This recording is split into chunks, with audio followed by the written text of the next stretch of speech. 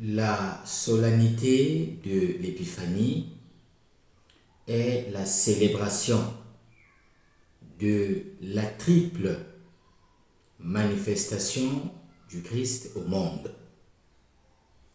Les mages se rendent à Bethléem pour chercher la vraie lumière. Jésus, baptisé dans le Jourdain, est l'agneau sans tache qui enlève les péchés du monde.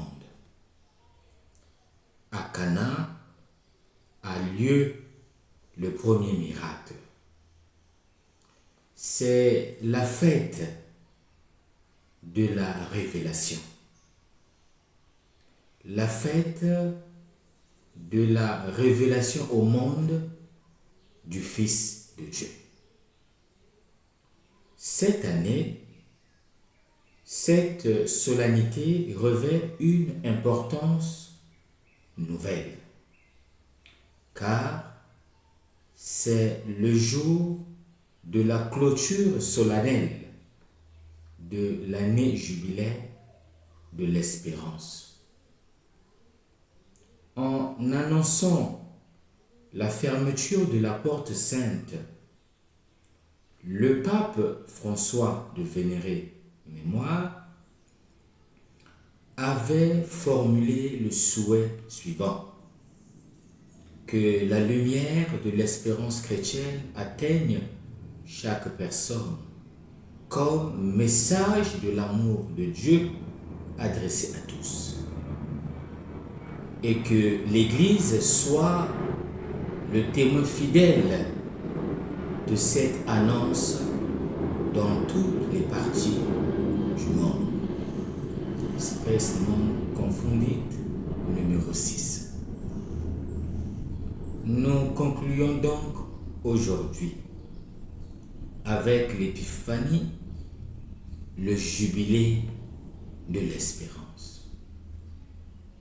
Mais l'espérance que l'année sainte a fait naître ne s'éteint pas. Nous resterons toujours des pèlerins de l'espérance. En tant qu'Église, en tant que chrétiens, nous voulons rendre grâce au Seigneur pour tout ce qu'il a accompli au cours de cette année spéciale qui a suscité notre prière, notre espérance et notre conversion. Oui, nous avons nous aussi vécu une année pleine de grâce. Le jubilé nous a mis en mouvement en tant qu'Église diocésaine, dans les communautés paroissiales, dans les familles religieuses, dans les mouvements d'apostolat. Le Christ se révèle aujourd'hui aux mages. Mais où les mages trouvent-ils exactement le Christ? Le texte, le contexte immédiat et le contexte prophétique présupposé par l'évangéliste Matthieu présentent une scène au caractère nettement royal.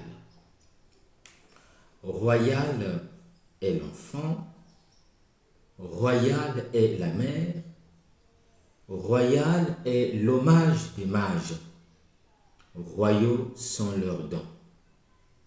Mais il semble qu'il faille supposer quelque chose de plus, une véritable proclamation de la royauté divine.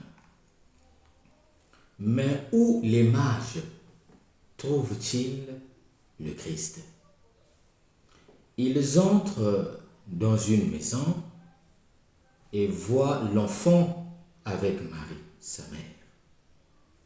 Ils le trouvent dans la simplicité et la banalité domestique où se trouve un nouveau-né. dans les bras de sa mère. Voici le lieu définitif où il trouve celui qui est né. Pas du tout surpris de voir le roi des Juifs dans cette condition humble. Il s'agenouille et l'adore. Dieu habite et se révèle dans la chair d'un enfant, la plus humaine des conditions. Seule la foi permet de le reconnaître et de l'adorer. Même si nous savons que Jésus est né à Bethléem en Judée, nous reconnaissons que nous suivons toujours l'itinéraire des mages en gardant dans notre cœur la question: où est celui qui est né? La révélation de Jésus au peuple de la terre représenté par les mages renouvelle en définitive la foi et l'espérance chez ceux qui doutent en pensant à l'échec de Jésus mort sur la croix. Sans la croix, il ne peut y avoir de résurrection. Chaque vie humaine retrouve la joie lorsqu'elle surmonte le péché et conquiert la paix.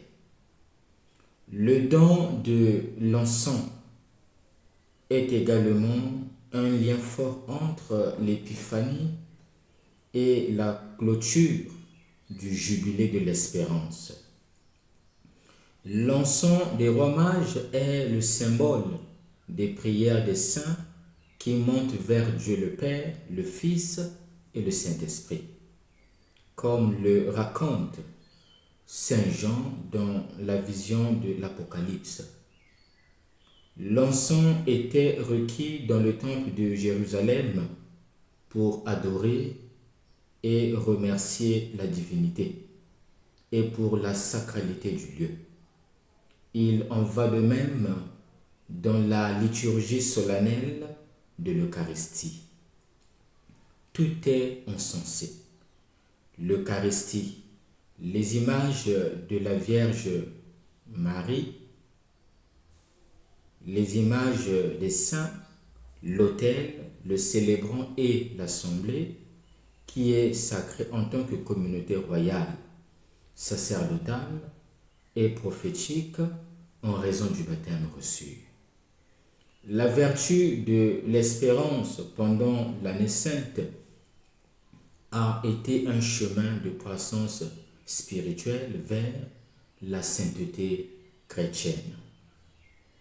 L'épiphanie, dans la richesse variée de ces images, est donc un puissant mémorial de la manifestation du Christ comme Dieu incarné pour tous, femmes et hommes sans distinction de sexe, d'âge, de race ou de culture.